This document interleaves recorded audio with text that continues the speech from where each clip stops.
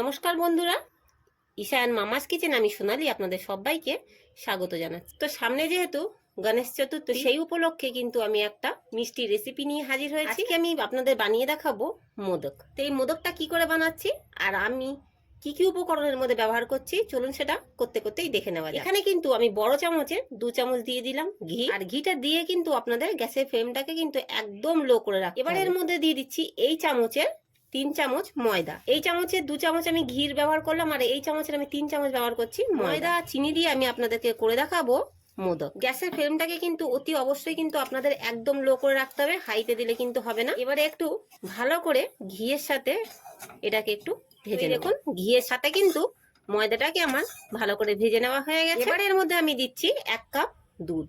দুধটা কিন্তু আগে থেকে আমার জাল দেওয়া। ফ্লেমটাকে কিন্তু আমি কিন্তু বাড়াইনি, সাথে সাথে কিন্তু আপনাদেরকে ভালো করে এইভাবে নাড়তে হবে। তো এই দেখুন, দুধটা দিয়ে কিন্তু ভালো করে এটাকে আমাদের জাল দিয়ে নেওয়া হয়ে গেছে। এবার এর মধ্যে আমি ব্যবহার করব 1 চামচ গুঁড়ো চিনি, আর এর মধ্যে আমি দেবো একটা 10 টাকা দামের দুধের প্যাকেট। আমি সম্পূর্ণ দিয়ে দিচ্ছি, এতে মোদকের স্বাদটা আরো খুব সুন্দর। সবকিছু আমি আবারও ভালো করে মিক্স করে নিচ্ছি। এই সময় কিছু আমি দিয়ে দেবো কাজু বাদাম কুচি, আর দিয়ে দিচ্ছি 1 চামচ নারকেল কোড়া, দিয়ে সবকিছু ভালো করে এবারে মিক্স করে নেবো।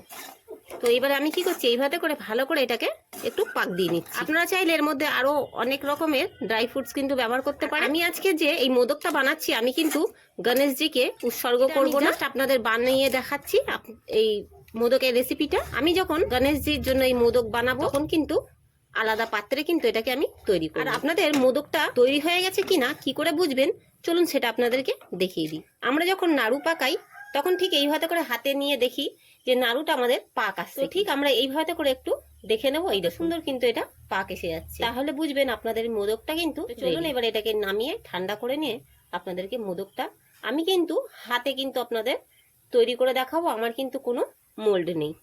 এবারে প্রথমে কি করব, একটু এটাকে এইভাবে করে একটু ঠেসে নেব, নিয়ে এর থেকে কি করব, অল্প অল্প করে এরকম করে লেচি নিয়ে নেব। আপনারা যেরকম বড় সাইজের করতে চান আকারটা করে নেবে। ভালো করে আমি এরকম হাতের তালুর সাহায্যে এরকম করে পাক দিয়ে একটা শেপ দিয়ে নেবো, দিয়ে ঠিক এইভাবে করে ঠিক আমাদের মোদক যেরকম হয় ঠিক ওরকম করে ওপরটা এরকম শেপটা দিয়ে নেবো। এই দেখুন আমাদের কিন্তু একটা তৈরি হয়ে গেছে। আর ডিজাইনটা করব এরকম একটা কাঁটা চামচ দিয়ে, এই যে হালকা হালকা করে একটু চেপে দিচ্ছি। এই দেখুন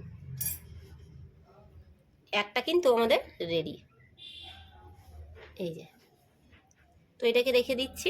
এবার আবারও কিছুটা নিচ্ছি, নিয়ে ঠিক ওই একইভাবে এগুলোকেও তৈরি করে নিচ্ছি। নিয়ে আবার উপরে কি করব, এইভাবে করে উপরটাকে একটু এরকম টেনে টেনে দেবো। হয়তো সাইজটা ছোট বড় হচ্ছে, তো কোনো অসুবিধা নেই। হলে দেখবেন আপনাদের মাপটা কিন্তু সমান হবে। আবারও ঠিক ওই একইভাবে এরকম করে বা এরকম করেও আপনারা কিন্তু এরকম করে দাগও কিন্তু দিয়ে নিতে পারেন।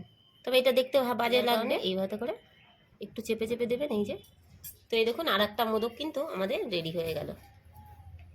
তো আমি কি করছি, এইভাবে করে প্রত্যেকটা মোদক তৈরি করে নিচ্ছি। তো এরকম নতুন নতুন ভিডিও কিন্তু আমাদের এখন থেকে ডেসক্রিপশন বক্সে আপনারা কিন্তু পেয়ে যাবেন, সেখানে লিঙ্ক থেকে আপনারা কিন্তু দেখে নিতে পারেন। তো এই যে বন্ধুরা, কেমন লাগলো আজকের আমার হাতে তৈরি করা এই মোদক, কমেন্ট করে জানাবেন। আশা রাখবো আজকের আমার রেসিপি সকলের ভালো লাগবে। আর আমাদের রেসিপিটা যদি ভালো লাগে তো অবশ্যই একবার বাড়িতে ট্রাই করবেন। তো আজকের মতন ভিডিওটা এখানেই শেষ করছি। সবাইকে জানাই গণেশ চতুর্থীর শুভেচ্ছা। সবাই ভালো থাকবেন, সুস্থ থাকবেন। ধন্যবাদ।